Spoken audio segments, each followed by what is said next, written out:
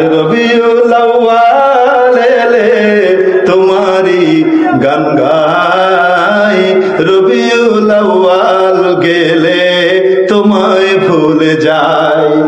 আপনার লাইলি মজনুর নাম শুনছেন নি? হ্যাঁ, আসলে লাইলি না, শব্দটা লাইলা। কি? আর মজনুর আসল নাম মজনু না, তার আসল নাম কায়েস। নফাতুল ইয়ামানের ভিতরে নসব নামা দেওয়া আছে, দেখি লই। আচ্ছা, যাই হোক, মজনুরে মানুষ মজনু বলতো এই জন্য যে সে পাগল হয়ে গেছিল। আরবিতে পাগলকে কি বলে? কে কার পাগল ছিল? লাইলার পাগল। এখন একবার করছে কি, লাইলার বাপ লাইলাকে ঘরের ভিতরে বন্দি করে দিছে, মজনুর সাথে আর কোনো যোগাযোগ নাই। চাকর বাকর যেগুলি আছে এগুলোরও চেঞ্জ করে দিছে, যেন আগের চাকর দিয়ে মজনুর লগে আবার লাইন করতে না পারে, বুঝছেন নি? এখন মজনু লাইলিকে না পেয়ে জঙ্গলে চলে গেছে। কোথায়? মানে পাগল হয়ে গেছে, মানুষ তাকে বিভিন্ন রকমের খারাপ কথা বলে, শেষে সে লোকালয় ছেড়ে কোথায় চলে গেছে?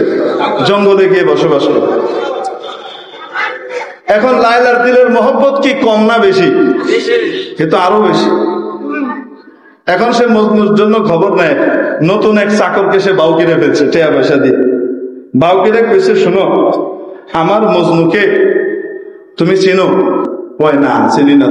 তো কোনো অসুবিধা নাই, বাইরে যাকে জিজ্ঞেস করবো মজনুকে দেখাই দিবে।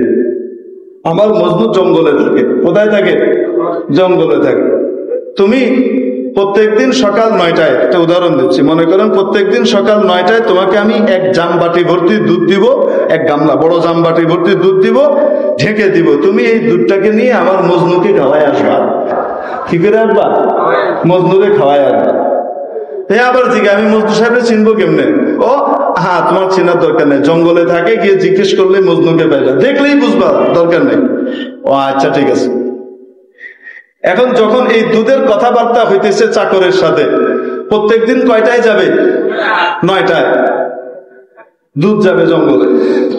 তখন এক দান্দাল বাটপার ওই লাইলির জানালার ওই পাশে নিচে বইয়েছিল। হে কথোপকথন শুনছে।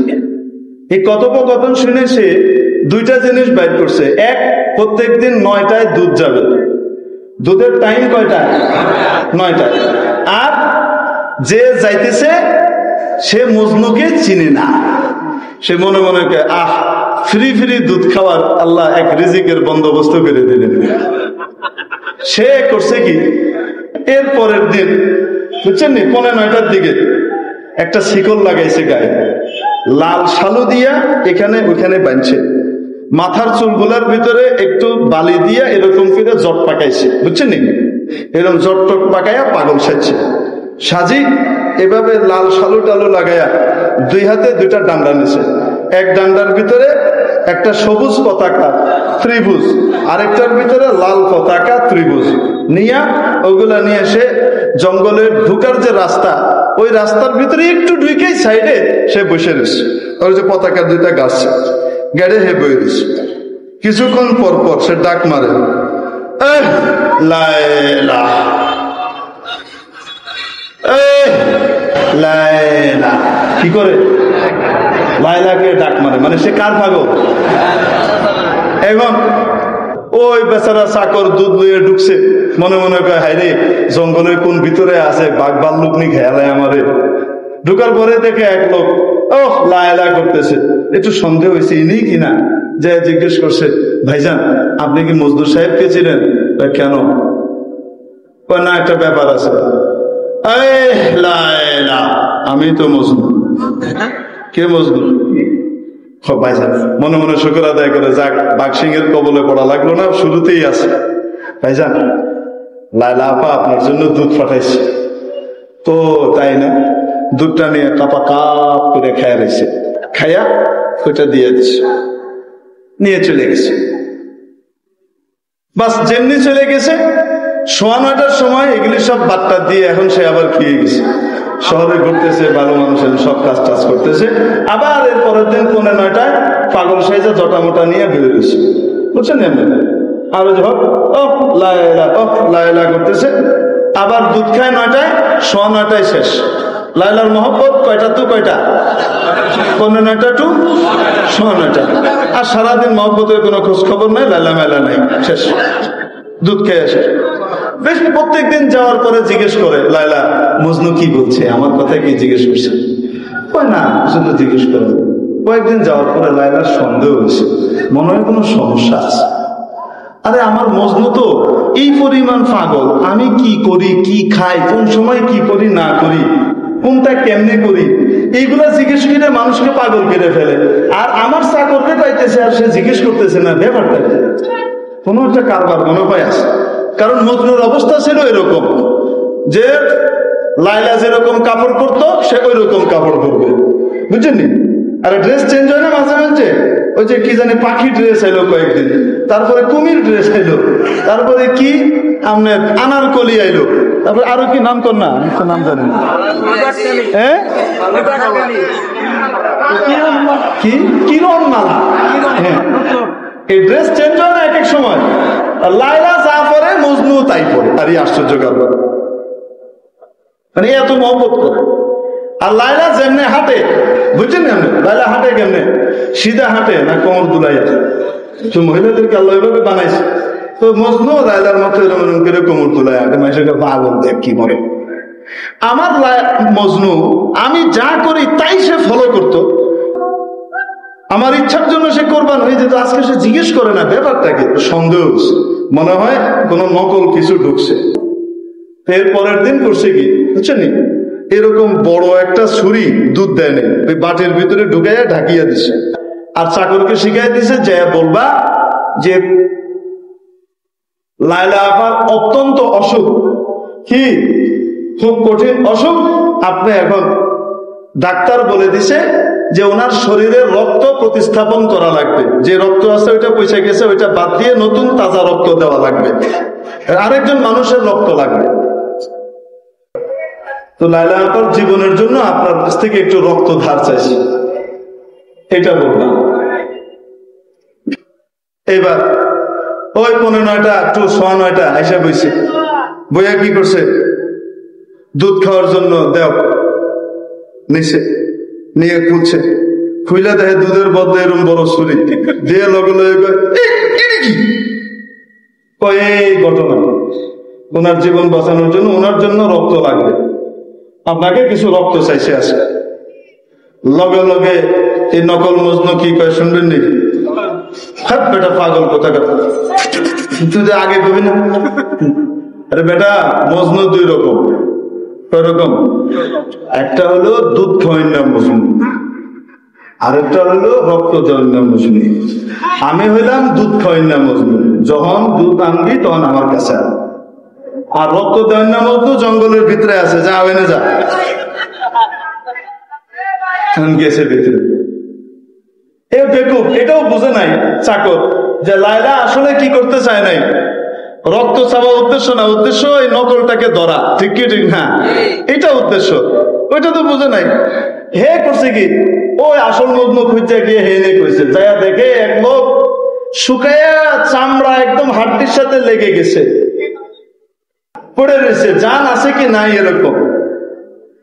যে যেমনি বলছে লায়লা আপা পাঠাইছে, এইরকম করে উঠা বসতে গিয়ে বেহুশ হয়ে পড়ে গেছে, হঠাৎ উঠতে গেছে, মাথায় চাপ পড়ছে, হুঁশ ফিরছে, আবার তাকে উঠাইছে, বসাইছে, উঠছে। এবার তারপরে বলে যে লায়লা আপা তো এই কথা চাইছে। কই তাই নাকি? আমার লায়লা কেমন আছে, আমার লায়লা কি পরে, আমার লায়লা কি খায়, কেমনে খায়, কিভাবে চলে, বলো না দেখি। এই কথা বলতেছি, কিছু শুনে তাড়াতাড়ি রক্তটা নাও। এখন এখান দিয়ে ছুরি দিয়ে পুষ মারে, গায়ে তো রক্ত নাই, অল্প কিছু রক্ত বেরোয় বন্ধ হয়ে গেছে, আবার এখানে পুষ মারে, এখান দিয়ে রক্ত দেয়। তারপরে ওই চাকর বলে ঠিক আছে আর লাগবে না মনে হয় পরীক্ষা। এরপরে নিয়ে গেছে, লায়লা কান্দে, আরে আমি কি রক্ত চাইছিলাম নাকি আমি আমার আসল আর নকল মজনু পার্থক্য করতে চাইছিলাম? যাই হোক, ঠিক তেমনি ভাবে প্রিয় ভাই, আমাদের দেশেও আশেকে রসুল দুই রকম আছে। কয় রকম? দুই রকম। এক রকমের আশেকে রসুল যাদের কোনোদিন দাবিও করে না আমরা আশেকে রসুল, কিন্তু সব কাজের ভিতরে খুঁজতে থাকে আমার নবী কি করতেন, খাওয়ানোর সময় তালাশ করে আমার নবী কিভাবে খাইতেন, আমার নবী কোন পদ্ধতিতে খাইতেন, ব্যবসার সময় তালাশ করে আমার নবী কিভাবে ব্যবসা করতেন, বিভিন্ন কাজের ভিতরে কাপড় চোপড়ে তালাশ করে আমার নবী কিভাবে কাপড় চোপড় করতেন, বুঝেন না, কাপড় চোপড়, জীবন যাপন, সমস্ত ক্ষেত্রে আল্লাহ নবীকে তালাশ করতে। আছে না নাই? এইরকম আশেকে রসুল বাংলাদেশে আছে না নাই? আল্লাহর নবীর সুন্নত কিভাবে আমল করতে হবে, না খেয়ে না দে বেতন আছে কি নাই তা খবর নাই, যেভাবে হোক হক হালালের উপর থাকতে হবে। এই জন্য আল্লাহর নবীর তরিকা মানতে গিয়ে নিজের জীবনের কষ্টের পর কষ্ট করে এরকম লোক আছে না নাই?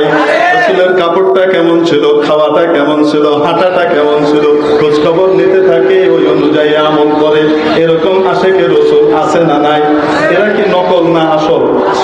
আরেক রকমের আশেকে রসুল আছে, সারা বছর না নামাজের খবর আছে, না রোজার খবর আছে, না আমলের খবর আছে, না রসুলের সুন্নতের চেহারার খবর আছে, না রসুলের সুন্নতি লেবাসের খবর আছে, কিছুই নাই। কিন্তু যখনই 12ই রবিউল আউয়াল আসে তখন সারাদিন এমন মিষ্টি খাওয়া হয়, সারা বাংলাদেশে আর মিষ্টি খুঁজে পাওয়া যায় না। ঠিক কি ঠিক না? 12ই রবিউল আউয়াল এলে তোমারি গান গাই, রবিউল আউয়াল গেলে তোমায় ভুলে যায়। এক গজল শুনছিলাম, আছে না নাই? এক রকমের নবী প্রেমিক আশেকে রসুল, যারা 12ই রবিউল আউয়াল কেন্দ্রিক আশেকে রসুল, জশ্নে জুলুসে আশেকে রসুল।